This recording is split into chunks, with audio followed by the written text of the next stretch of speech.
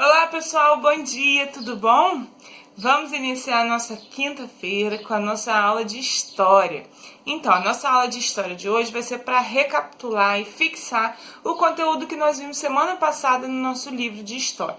Vocês lembram qual foram? Então, foram as capitanias hereditárias. Como é que foi a divisão das capitanias hereditárias? O que foram as capitanias hereditárias? Então, e hoje a gente vai continuar falando sobre esse assunto e fixando ele um pouco mais, tá legal? Então, tudo isso que a tia vai falar, vocês já sabem que está nessa folhinha que já está na mão de vocês, que é essa aqui também, tá bom? Então, vamos lá. As capitanias hereditárias foram uma divisão administrativa que os portugueses criaram para organizar a colonização da América Portuguesa. O que aconteceu? Os portugueses vieram lá de Portugal e pararam aqui no Brasil e descobriram o Brasil. Beleza. Aí teve uma divisão, porque foi o Tratado de Tordesilhas. A gente não falou sobre isso, mas é algo que influenciou. Se vocês observarem esse mapa que está na folha de vocês vão ver que o mapa está cortado. Tem uma linha que corta esse mapa. Por quê? Porque dessa linha para o litoral, que é onde foram divididas as capitanias hereditárias, pertencia a Portugal. Da linha para o outro lado pertencia à Espanha, e esse foi o Tratado de Tordesilhas. Então, os portugueses eles precisavam dividir, porque ainda assim o pedaço que pertencia a eles era um pedaço muito, muito grande. E não tinha como povoar tudo de uma hora para outra. Então, como era necessário, como nós já vimos, o povoamento para proteção das terras, o que o governo português fez? Dividiu em capitanias hereditárias. E aí continua assim, as capitanias hereditárias foram criadas pelo rei português, Dom João III, em 1534, e dividiram toda a colônia em 15 lotes de terras que foram entregues às pessoas responsáveis por desenvolvê-las. A criação das capitanias foi o primeiro grande esforço da coroa portuguesa em colonizar as regiões que correspondem ao Brasil. Aí depois vem assim, características. Os portugueses criaram um sistema de capitanias hereditárias como forma de iniciar a colonização do Brasil e entregaram as responsabilidades de desenvolvimento e investimento da iniciativa aos donatários. Esses capitães eram, em geral, pessoas de pequena nobreza e comerciantes com algum tipo de ligação com a coroa portuguesa. Ou seja, eram pessoas da confiança do rei, entendeu? Se eu fosse uma pessoa que estivesse um pouco abaixo, né, da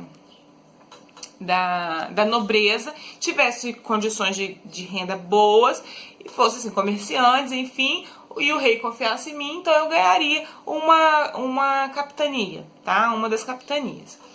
E aí fala assim, os donatários recebiam a faixa de terra correspondente à capitania por meio de carta de doação, documento que lhe dava uma série de direitos sobre as capitanias, mas não lhe dava a posse da terra, que continuava sendo do rei de Portugal. Era como se fosse um empréstimo, né, de terra. O rei emprestava, ele ali construía sua casa, construía sua fazenda, criava bois, cultivava as coisas, tinha os escravos, enfim, mas a terra continuava sendo do governo português, continuava sendo de Portugal. Tá legal?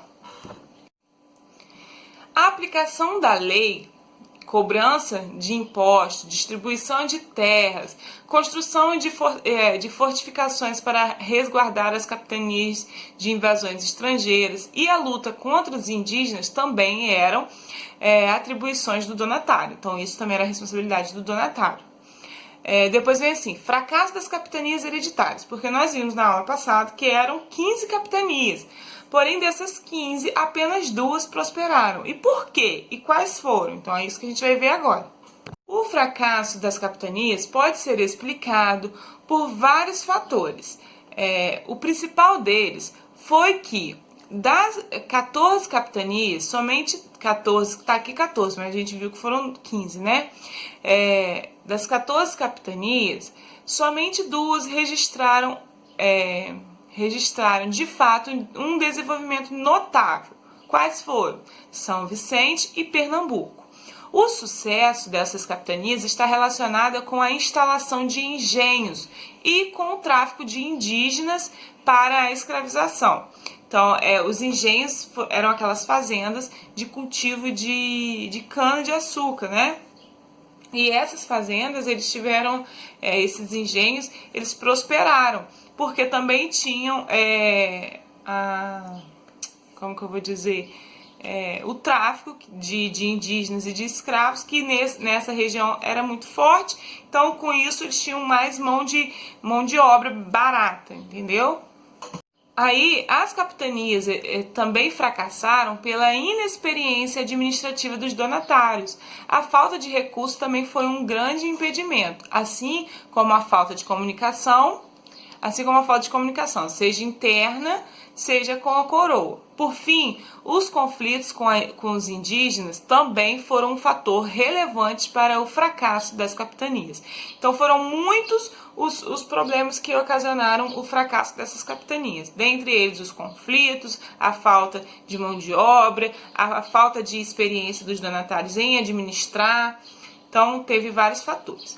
Aí, no final da folha tá assim, ó, observe o mapa das capitanias hereditárias. E foi esse mapa aí que a tia comentou lá atrás, quando falei da divisão, tá bom? Então, essas foram as 15 capitanias hereditárias em que o Brasil foi dividido. Agora, vamos para a nossa segunda parte da folhinha. Vamos lá.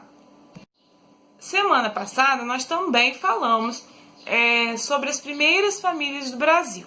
Como que era a organização, como que passou a ser a organização.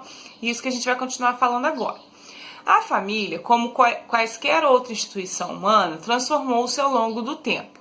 E em cada continente do planeta, em cada civilização e cultura específica, a estrutura da organização familiar assumiu formatos que as ajustaram às condições econômicas e sociais, ou mesmo influenciou tais condições. Na história da formação da sociedade brasileira, especialmente, no período da colonização do Brasil, o modelo de família que se formou foi o modelo patriarcal. Antes, nós vimos semana passada que assim que os portugueses chegaram aqui, não existia ainda esse modelo de família. Por quê? Os portugueses que ficaram aqui eram mais comerciantes ou pessoas que vinham pegar a madeira e levar para vender. Então, essas pessoas não casavam na igreja.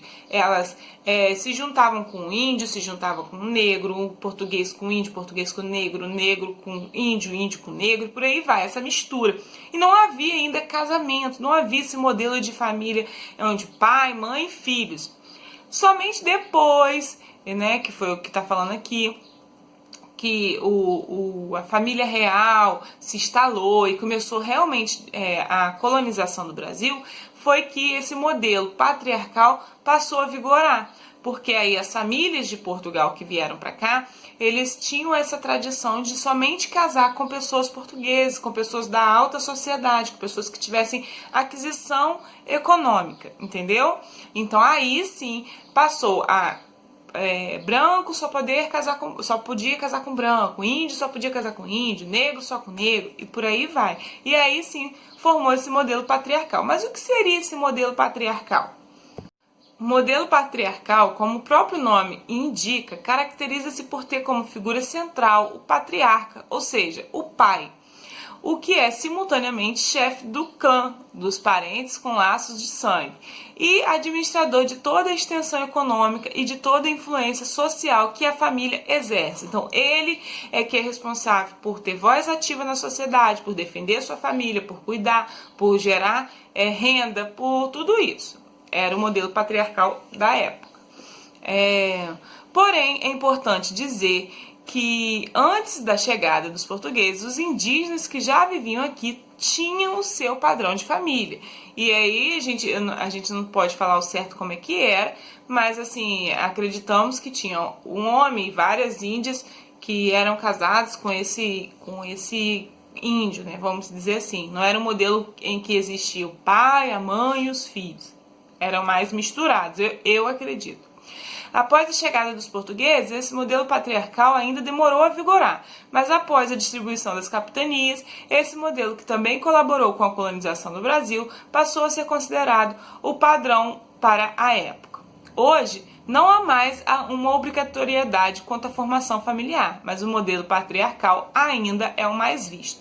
Claro, hoje nós sabemos que tem famílias formadas só por mães, famílias formadas só por pais, famílias onde não existe, a mãe já morreu, o pai já morreu, ou então as crianças são criadas pelos avós. Então existem muitos tipos de família, não só o patriarcal como era antigamente, né? Mas ainda assim o modelo patriarcal é o que mais a gente vê ainda na sociedade, tá bom?